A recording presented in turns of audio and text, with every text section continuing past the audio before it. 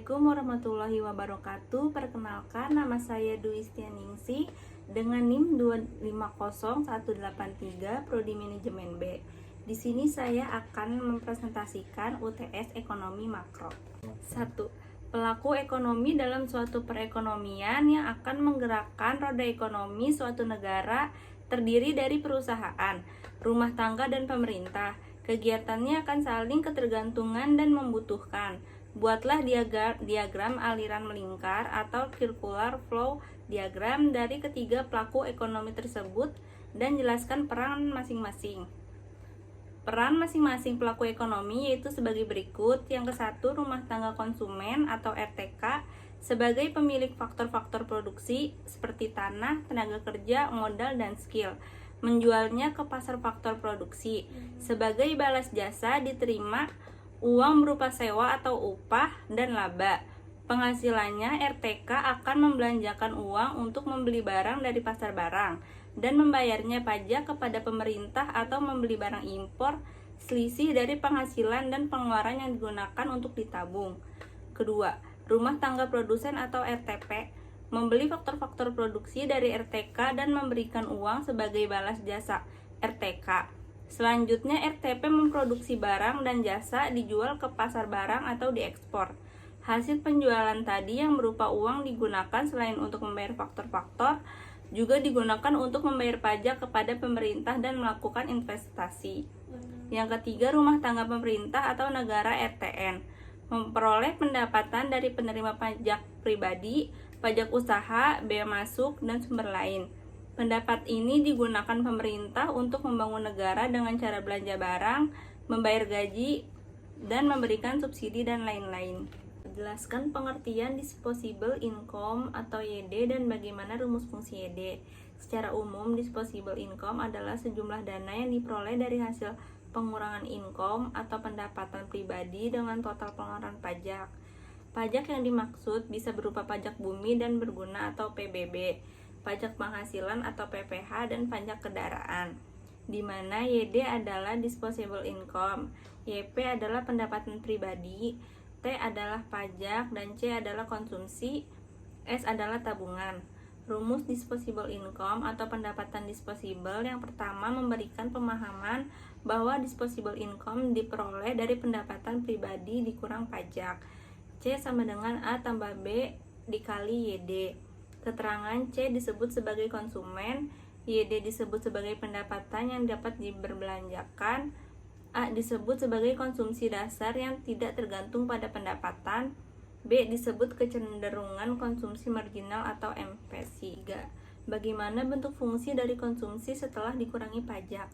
Fungsi konsumsi merupakan suatu kurva yang menggambarkan sifat hubungan antara tingkat konsumsi rumah tangga dalam perekonomian dengan pendapatan nasional atau pendapatan disposable. Perekonomian tersebut, pendapatan disposable adalah pendapatan neto yang siap dibelanjakan setelah dikurangi pajak. Fungsi konsumsi setelah dikenakan pajak, C sama dengan C0 ditambah B dikali YD atau CT sama dengan C0 ditambah B buka kurung Y dikurang T. T-nya adalah pajak. 4. Keseimbangan pendapatan nasional tiga sektor apabila pendapatan sama dengan pengeluaran. Bagaimana fungsi keseimbangannya? Jelaskan.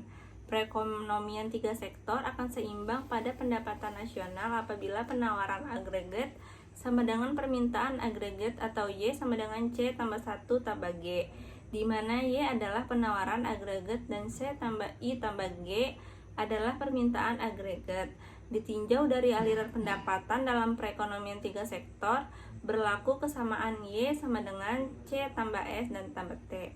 Jadi dengan demikian, keseimbangan pendapatan nasional adalah C tambah 1 tambah G sama dengan C tambah S tambah T. Jika C dikurangi setiap ruas, maka I tambah G sama dengan S tambah T. Dalam perekonomian tiga sektor, I dan G adalah bocoran dari sirkulasi aliran pendapatan, sedangkan S dan T adalah suntikan. Jadi dalam keseimbangan ini juga berlaku keadaan bocoran sama dengan suntikan.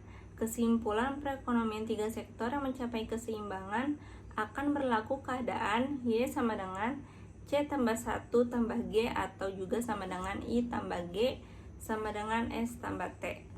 Jelaskan maksud sifat hubungan di antara MPC atau MPS sama dengan 1 dan APC tambah APS sama dengan 1. Hubungan di antara konsumsi, tabungan, dan pendapatan inilah yang dijelaskan dalam konsep marginal propensity to consume atau MPC, marginal propensity to save atau MPS, dan average propensity to consume atau APC. Marginal propensity dan consume atau MNC, konsumsi dipengaruhi utamanya oleh besarnya pendapatan. Marginal MPC menggambarkan seberapa besar kecondongan perubahan konsumsi akibat dari adanya perubahan pendapatan. Sederhananya, MPC merupakan kecondongan marginal dalam konsumsi dari pemerintah ini. MPC dapat dirumuskan sebagai berikut, di mana MPC yaitu marginal propensity to consume, C sama dengan perubahan konsumsi, dan YD adalah perubahan pendapatan. Marginal MNC menggambarkan seberapa besar kecondongan perubahan konsumsi akibat dari adanya perubahan pendapatan. Sederhananya, MPC merupakan kecondongan marginal dalam konsumsi. Dari pemahaman ini, MPC dapat dirumuskan sebagai MPC yaitu marginal propensity to consume, C-nya perubahan konsumsi, dan YD-nya perubahan pendapatan. Marginal MPS secara sederhana adalah kecondongan menabung. APC didefinisikan secara lebih jelas, yaitu berbandingan antara perubahan tabungan dibagi dengan perubahan pendapatan disposable. Marginal MPS dapat dirumuskan sebagai berikut. 6. Bagaimana perekonomian suatu negara jika PDB lebih besar daripada PNB? Perbedaan antara PDB dan PNB yaitu 1. PDB atau produk domestik bruto adalah jumlah produk berupa barang dan jasa yang dihasilkan oleh unit-unit produksi di dalam batas wilayah suatu negara selama setahun, termasuk yang dihasilkan oleh perusahaan asing asalkan wilayahnya masih dalam wilayah suatu negara atau PDB. Pendapatan WNI di dalam negara plus pendapatan WNA di luar negeri. 2. PNB atau produk nasional bruto adalah nilai produk berupa barang dan jasa yang dihasilkan oleh penduduk suatu negara atau nasional selama setahun, termasuk yang dihasilkan oleh warga negara tersebut yang dihasilkan di luar negeri. Jika perekonomian suatu negara menggambarkan nilai PDB lebih besar daripada PNB, maka tingkat produksi barang dan jasa yang mampu dihasilkan oleh WNA negara M lebih tinggi dibandingkan tingkat produksi warga negara M yang berada di luar negara M. Salah satu penyebabnya yaitu tingkat PMA atau penanaman modal asing atau investasi asing yang tinggi pada negara. 7. Salah satu manfaat perhitungan pendapatan nasional adalah mengetahui struktur perekonomian negara. Bagaimana cara mengetahui struktur perekonomian negara berdasarkan sektor-sektor perekonomian yang berkontribusi terhadap pendapatan nasional?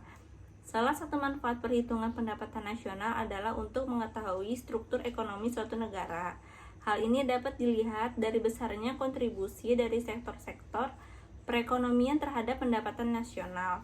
Jika di dalam suatu negara diketahui sektor yang paling dominan berkontribusi terhadap pendapatan adalah sektor agraris, maka struktur ekonominya adalah agraris.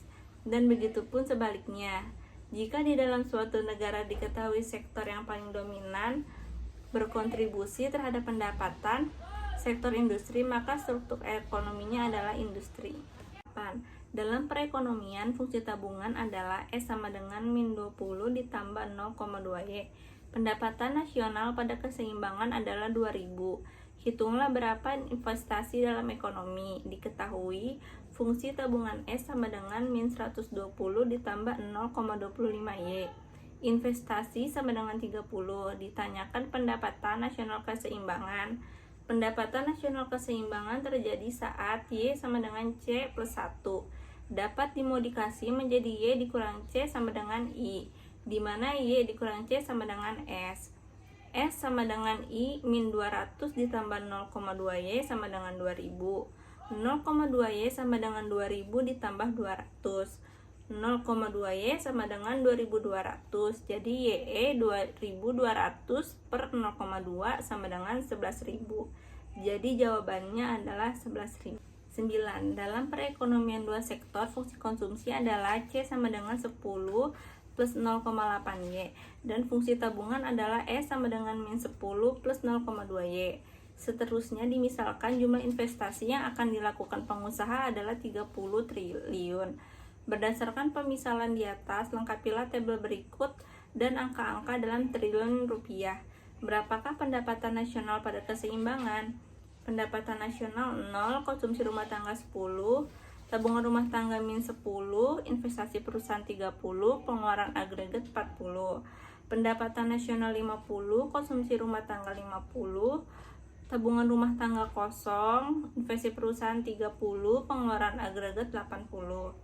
Pendapatan nasional 100, konsumsi rumah tangga 90, tabungan rumah tangga 10, investasi perusahaan 30, pengeluaran agregat 120. Pendapatan nasional 150, konsumsi rumah tangga 130, tabungan rumah tangga 20, investasi perusahaan 30, pengeluaran agregat 160. Pendapatan nasional 200, konsumsi rumah tangga 170, tabungan rumah tangga 30, investasi perusahaan 30, pengeluaran agregat 200. Pendapatan nasional 250, konsumsi rumah tangga 210, tabungan rumah tangga 30, investasi perusahaan 30, pengeluaran agregat 200. Pendapatan nasional 300, konsumsi rumah tangga 250, tabungan rumah tangga 40, investasi perusahaan 30, pengeluaran agregat 280. Pendapatan nasional 350, konsumsi rumah tangga 290, tabungan rumah tangga 60, investasi perusahaan 30, pengeluaran agregat 320.